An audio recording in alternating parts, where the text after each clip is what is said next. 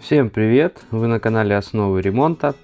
Это видео будет полезно не только тем, кто занимается ремонтом, но также будет полезно для тех, кто хочет сам сделать ремонт у себя в ванной. В этой ванной комнате я буду укладывать плитку, не совсем стандартную и не часто применяемую именно в таких помещениях. У меня здесь будет плитка очень маленькая, всего лишь 10 на 20, поэтому для укладки такой плитки нужна идеальная поверхность и очень серьезная подготовка. Стены здесь были заштукатурены до меня какими-то штукатурами, но после того, как я проверил их ровность в плоскости и в углах, ни одного угла 90 градусов, но самый важный угол это там, где будет устанавливаться у нас душевой поддон. Там угла 90 градусов не было, поэтому возможности красиво и качественно сделать работу не представлялось. Поэтому пришлось все перештукатуривать. Но сложность заключается в том, что штукатурка здесь была гипсовая нанесена. Чтобы ее выровнять, как все знаете, гипсовая на гипсовую штукатурку просто так не ложится. То есть она потом от нее отслаивается. То есть слой от слоя начинает отслаиваться.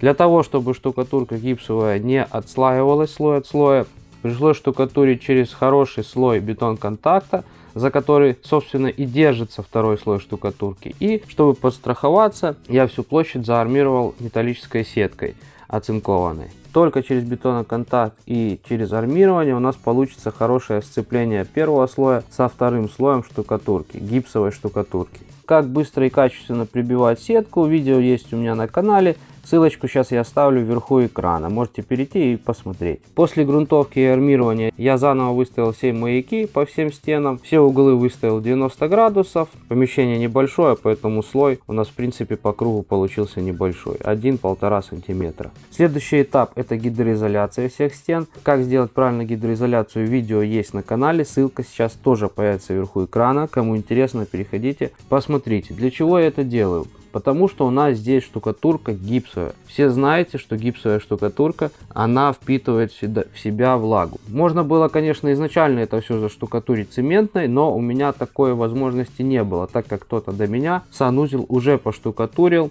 гипсовой штукатуркой. Естественно, наверх я перештукатурил точно так же гипсовой штукатуркой. Цементная штукатурка за гипсовую бы не держалась. Поэтому мне пришлось все помещение, все стены загидроизолировать. Я применял обычную церезитовскую акриловую гидроизоляцию. Полы я тоже, естественно, прошелся гидроизоляцией. Да даже просто потому, что здесь была на полах применена самовыравнивающая смесь, самонивелир, он тоже был на гипсовой основе. Еще важный момент, после того, как я поштукатурил все стены, я дал 10 дней на то, чтобы материал высох. Только после этого я наносил гидроизоляционный слой. Гидроизоляция сохнет быстро, то есть мы сделали первый слой, через пару часов второй, и на следующий день уже можно было укладывать плитку. На полах у нас была плитка дизайнерская, в кавычках, то есть сложность заключалась в том, что заказчик хотел определенный рисунок, как видите, там всякие цветочки, листики, лепесточки, поэтому мы вместе с клиентом разложили всю плитку на его усмотрение сразу на полу, и мне нужно было перенести точно такой же рисунок уже потом на пол. Для этого выкладывается рисунок на полу так, как нравится, сдвигается все на 2 ряда назад и начинается укладка с первого ряда. Таким образом мы потихоньку переносим весь рисунок уже на пол. Для укладки половой плитки я использовал систему выравнивания плитки, то есть СВП. Многие из вас знают, что это такое. На самом деле я очень сильно пожалел о том, что я это сделал, потому что без СВП получилось бы в 2 раза быстрее и, я думаю, чуть-чуть ровнее. Потому что СВП для себя, я еще раз уяснил, применяется желательно только для большого формата плитки. Это первое. А еще самый важный момент, чтобы плитка была дорогая и ровная. У меня здесь плитка была недорогая, бюджетная, скажем так, поэтому она не имела ровной геометрии, где-то все-таки на миллиметр, на полмиллиметра различалась она в размерах, поэтому было сложно применять СВП. Можно было положить эту плитку за день без СВП, а с СВП мне пришлось это делать 2 дня. Если у вас есть опыт по укладке плитки, то я не советую использовать на малых форматах плитки СВП. Если у вас нет опыта по укладке плитки, то наверное, все-таки вам будет лучше с СВП. На стене у нас плитка тоже была с декором, поэтому тоже размечайте, где у вас будет декор, и потом не забыли. И постепенно, когда укладываете, вставляете эти декоративные элементы.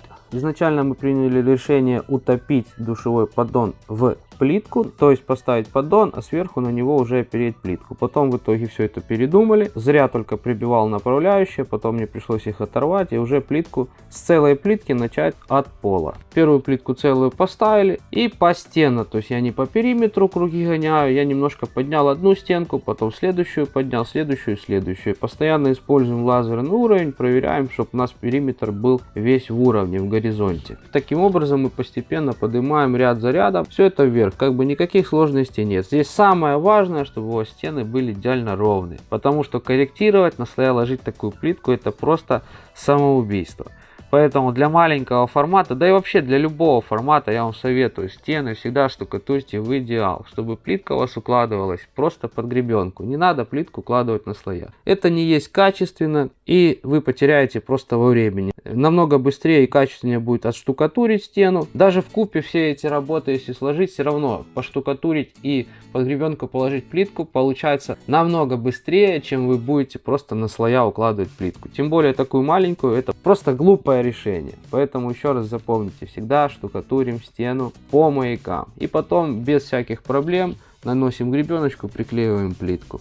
Для резки такой плитки, конечно, лучше использовать макрорез, то есть это станок с водяным охлаждением, потому что, во-первых, у нас здесь очень много плитки режется по диагонали, так как это мансардный этаж, и у нас есть скат на крыше, соответственно, скат внутри помещения. И очень много по диагонали, очень много размеров, да и тем более обычным ручным плиткорезом, ну, вы просто поколите очень много плитки. Можно болгаркой резать, но опять-таки помещение жилое, очень много пыли будет, поэтому лучше всего приобрести макрорез. Естественно, все заканчивается тем, что мы всю эту плитку должны зафуговать все швы, затереть все швы. Не забывайте один момент. Когда у вас такая маленькая плитка, у вас получается просто километры швов. Поэтому затирки расход в 2, а то и в 3 раза больше, чем, допустим, среднестатистический какой-то санузел. Если память мне не изменяет, сюда ушло на эту ванну 4 или 5 2-килограммовых ведер церезитовской затирки. Как сделать красивый идеальный шов, видео тоже есть на канале. Ссылка сейчас появится вверху экрана. Здесь я вам показал просто в ускоренной съемке, но на самом деле здесь затирка происходила 2 целых рабочих дня, потому что, еще раз повторю, очень много швов.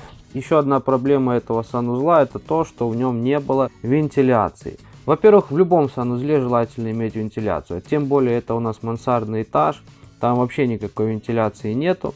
Поэтому все усложнилось тем, что пришлось делать вентиляцию. Для этого, естественно, пришлось испортить потолок, вырезать в нем дырку, прокинуть вентиляцию на крышу. А в общем, та еще себе работа. Кстати, видео тоже мы сделали по этой вентиляции. Кому интересно, тоже посмотрите, ссылку я оставлю сейчас вверху экрана.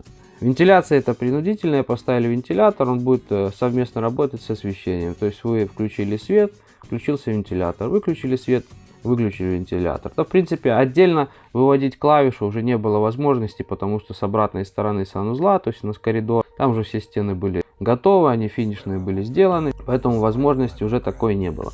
На данный санузел мы потратили месяц рабочего времени. Это не неделя, не 2, реально месяц труда. То есть перештукатурить все стены, положить плитку, переделать все, сделать новую вентиляцию. Поэтому имейте в виду, с такой плиткой, с такими кривыми стенами изначально не получится сделать все это быстро. За работу и за труд ставим палец вверх. Кто не подписан еще на канал, жмем на колокольчик. Всем спасибо, всем пока. Never at home, need to be strong, every breath hold, cause I can't move on till I let go, I can't move on till I let go, I feel so lost, never at home, need to be strong, every breath hold, cause I can't move on till I let go.